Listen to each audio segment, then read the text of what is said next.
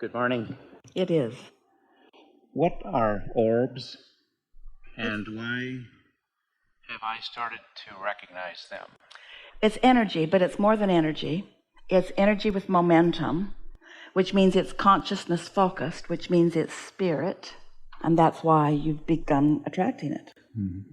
It's positive energy coalescing.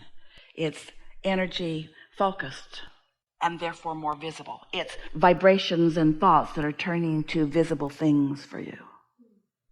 So it's two things. It's energy becoming more seeable and you becoming more able to see. What do I do with it? Enjoy it. Enjoy it. Enjoy it. Because there's not a message in the orb. The orb is the message. You're tuning in. Because you've got to be in a state of allowing in order to see it. That's the message. And then just take pleasure from it. Enjoy following the dancing balls. Are you seeing them in photographs too? Yes, I see them in photographs. I see them on an iPhone. Yes? They used to be stationary the last time, well, one of the last times they were moving. One was moving in particular. Well, your eyes had adjusted there. Esther was with friends the other night, and they were setting up a room for their son. And they had a light contraption that the light moved, or a light was shining, and then different discs were moving across. It was putting lights on the ceiling and around the room. You've seen them. It was beautiful. And then all of a sudden, it was like little fireflies everywhere. And Esther said, I remember early on in my Abraham experience saying, Abraham, I want to see you. And we said to Esther, we don't think you do, because every time you ask, you close your eyes so you can't. Because she didn't want anything to freak her out. It was early enough that she wanted to only feel good about what was happening. She wasn't sure what she might see. And so finally, with our prompting, she opened her eyes, and what she saw was a room full of fireflies everywhere, up close to her, off in the distance, a light everywhere. And then it congealed in the corner so bright she could hardly look into it, and then dispersed again.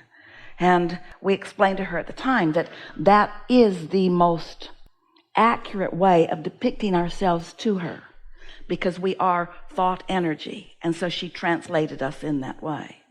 And so, similar idea. Okay. And I can intend them to come. Well, yes, of course, but keep a soft and gentle focus. When you decide that you're going to will something into being, usually there's an attitude that I'm overcoming something so that I can see. And we are so appreciative of this conversation in light of everything that we've been talking about here today, and we'll talk about as we're moving forward, what your strategy wants to be for this deliberate creation is a soft and gentle focus. But the way you accomplish attracting or creating the things that you want is by preparing yourself to receive it. It's not by plotting the course. When you want something, rather than asking how and where and when and who, just think about what you want and why you want it. It's a much more general. And then do your meditation and do your rampages of appreciation and do your best to maintain this environment. We've got it going on here today. Can you feel it? This environment that is conducive to the receiving of what you want. Think, I'm attracting it. I'm not going after it. I'm not chasing orbs. I'm allowing myself to be one with orbs. I'm at one with them. They are pure positive energy, and I am too. And your desire that's being satisfied is that you all, we love you so much, physical creatures that you are, you want these thoughts to turn to things. You want things to become manifested so that you can see them. And so that desire is being satisfied. Just don't get carried away with it. Let energy be energy. Let energy be energy, and you be receptive to energy. Your eyes are translators of energy. Do you know that? What you see with your eyes is an interpretation of energy, a translation of energy. What you hear, you're translating vibration into what you hear with your ears and what you see with your eyes, what you feel with your fingertips. You are translating vibration. That's why you see and hear and smell and taste and touch. But your eyes are trained in this physical environment to see things that are manifested, while your eyes have the ability to see things that are in the process of becoming. You can see energy. A lot of times when you look into the sky, what you think are particles that are light being reflected from sun, and of course that's a lot of what you're seeing, but you also often see energy, but you don't know you do because you don't know to look for it. And so when you are in that relaxed state and you are knowing well-being and you're not trying hard to make anything happen, you're just trusting well-being, you're just trusting your own rightness, your own goodness, in that state of being, then very often your eyes can see what others can't see. Do any of you see energy? Do you see auras? Are you getting any light show here? It's a little difficult with the squigglies in the curtain and so forth, but you can see energy, especially when you soften your vision to look. Yeah. Enough? Yes. Thank you. I've got a couple things going on with regard to... Been enjoying today? Am I enjoying today? Yeah. Oh, yeah. A lot of great insights today that have been... You like where you're vibrationally sitting is our question, because what you come often wanting to talk about really moves around as a day like this happens. And so we want to talk to you where you are, Okay. not where you were. So what's up? Okay. Well, it's just a little comparison. I'm loving where But see, my what you awareness... wanted to do, you wanted to tell us a story that no longer applies. And so, busted.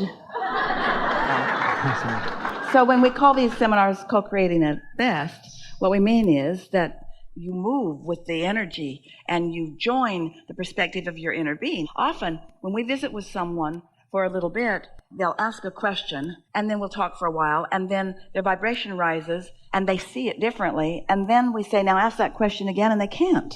They can't even find it, and that's really already what's happened to you. So it really is what already has happened to you. Okay. So get out. No, but here's the thing that I notice, and we're talking about mood a minute ago. I am in a career where I'm around a lot of people, and I am the influencer, if you will, with regard to music and ensembles. And I'm finding myself in a place where I'm Abraham's always in my head when I'm walking around talking. I'm always feeling like I'm in concert with you. And I'll walk into a room and I'm relying on other leaders to do their part, and I find I get off my game if I observe that, thinking that's a valuable component to the success of things, and it's kind of like, I think every time I come to an event here, I notice your sound guys doing their thing, your filmers doing their thing, your staff is very efficient, everything is a very well-oiled machine. And so what would you do if you're finding somebody not doing what they say they're supposed to do, or if they're not in alignment with your agreement or how to have that conversation with somebody? It's natural that you would take the bump, that you would have the knee-jerk response to it. It's not out of alignment to then take some sort of action to remedy that, because that feels like the quickest way to go about that. But look at it from this standpoint. We're going to dramatize this, and we're going to fabricate the situation. And you're going to get what we're talking about. So let's say that you have a business, and you have several people helping you in it. You like them all. But someone is stealing from you. Started out insignificant, but they're getting braver and braver, and so they're stealing from you. And it's not putting your business under. It is not going to really upset your apple cart that much, but it is out of vibrational harmony with who you are, who you believe they are. There is discord there.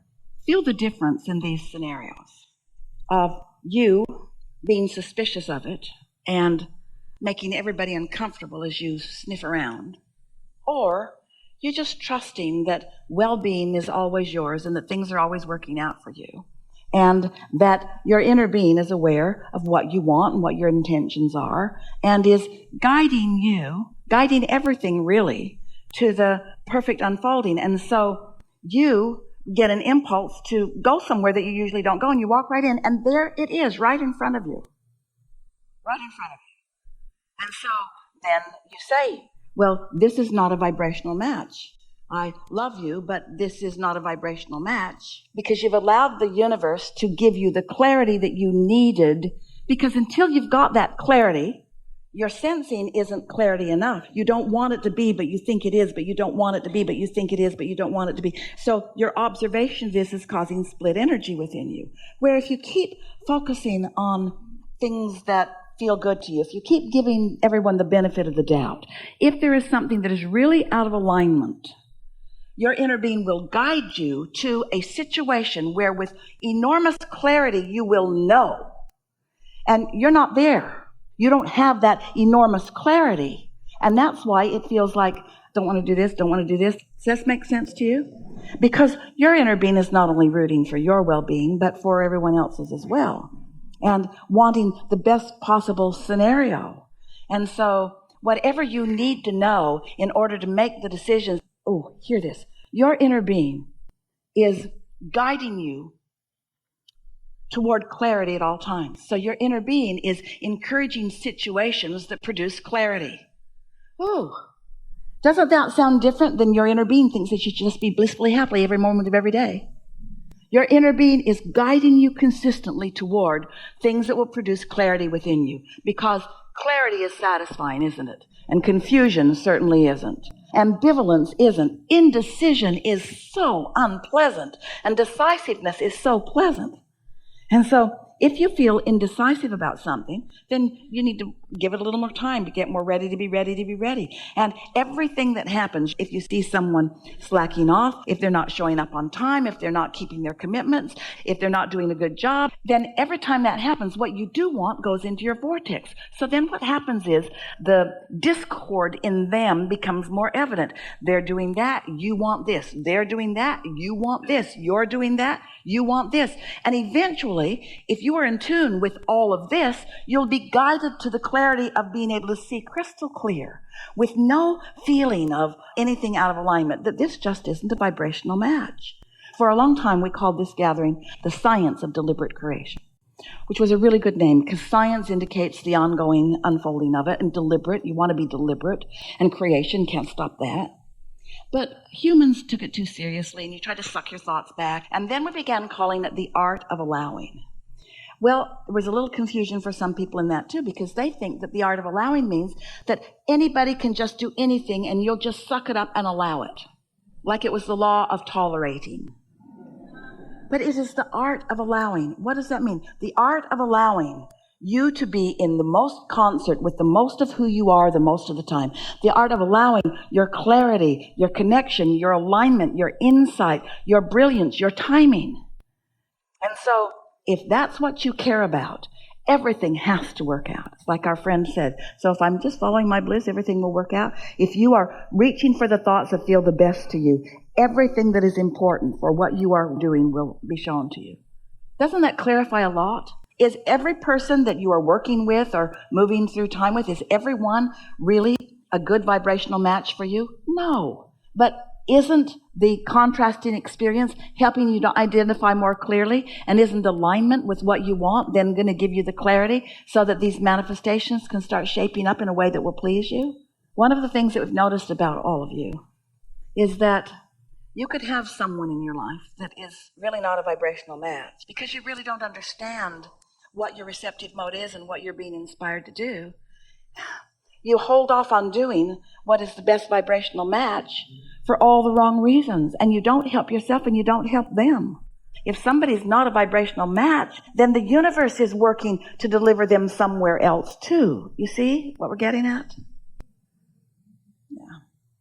That was clarity on another subject, yes. Okay. Enough? Yeah, but can I ask about, I got to make a note here because Did you follow all of that? Is that helpful to you? We're not asking you to divorce everybody and leave your children on the curb and fire everybody. That's not what this was about. But we do want you to give yourself a break and to trust that the way you feel matters, and then to pay attention to what receiving mode you're in when you get those impulses. Because if you're angry about something, that's the wrong receiving mode. But if you are really tuned in and you just feel you're being guided towards something, and then when you get there, something is really obvious to you, you've been guided. You've been guided.